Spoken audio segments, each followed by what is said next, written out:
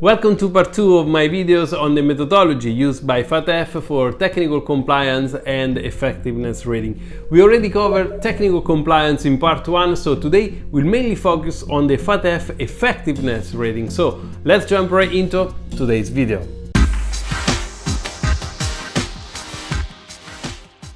The evaluation of a nation's AML-CTF system's effectiveness is just as significant as the evaluation of its technical compliance to FATF standards. So let's continue the overview started on the FATF methodology and see how the effectiveness part is rated.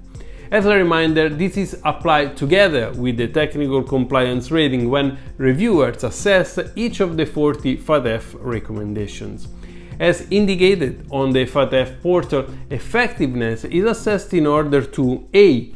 Improve the FATF focus on outcomes, B. Identify the extent to which the national AML-CTF system is achieving the objectives of the FATF standards, and identify any systemic weaknesses, and C. Enable countries to prioritize measures to improve their systems. For the purpose of this methodology, effectiveness is identified as the extent to which the defined outcomes are achieved.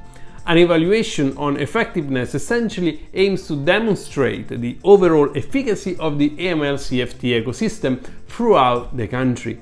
A completely different methodology is used to evaluate the country's effectiveness compared to what we have seen when assessing technical compliance. Ensuring effectiveness, in fact, doesn't include verifying that certain conditions are satisfied or that every component of a certain recommendation is in place. Instead, it involves a judgment of whether or not or to what degree predetermined outcomes are being accomplished. For example, whether the primary goal of an AML-CTF systems or program in accordance with FATF standards are actually achieved.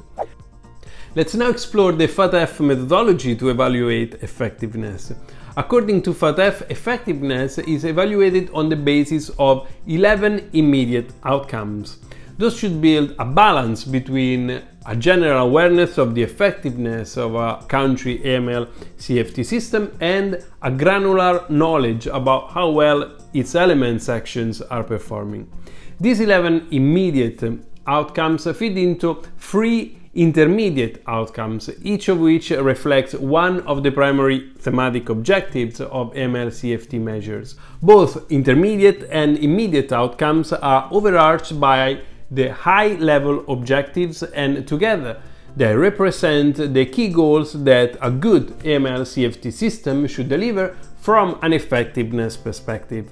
According to the FATF official methodology paper, evaluators should attempt to provide answers to 2 key questions for each of the immediate outcomes. The first one is, to what extent is the outcome being achieved? And the second question is, what can be done to improve effectiveness? So those 11 immediate outcomes must all be reviewed by the evaluators, and the higher risk areas should be investigated in greater depth throughout the country's assessment and reflected in the final report. Let's now see which are the effectiveness ratings that are produced upon completion of the country's assessment. But before we do that, if you're finding interesting the content from this video, remember to subscribe to my channel and press the thumb up to help this video spread more on YouTube. So thanks for doing that. So now those are the 4 outcomes produced for the FATF effectiveness ratings.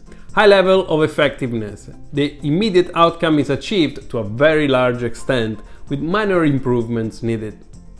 Substantial level of effectiveness. The immediate outcome is achieved to a large extent, with moderate improvements needed. Moderate level of effectiveness. The immediate outcome is achieved to some extent, with major improvements needed. And then low level of effectiveness. The immediate outcome is not achieved or achieved to a negligible extent. In this case, fundamental improvements are needed. Lastly, let's see now how effectiveness is linked to the technical compliance rating that we've discussed already in part 1 of this video.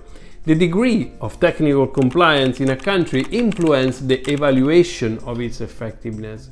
A nation with a poor degree of compliance with the technical requirements of the FATF recommendations is unlikely to have an efficient AML-CTF system. In many instances, severe inadequacy in putting the technical aspect of the recommendations into practice will be the primary cause of low effectiveness. However, in rare situations, assessors could also come to the conclusion that there is a low degree of technical compliance, but still some level of effectiveness.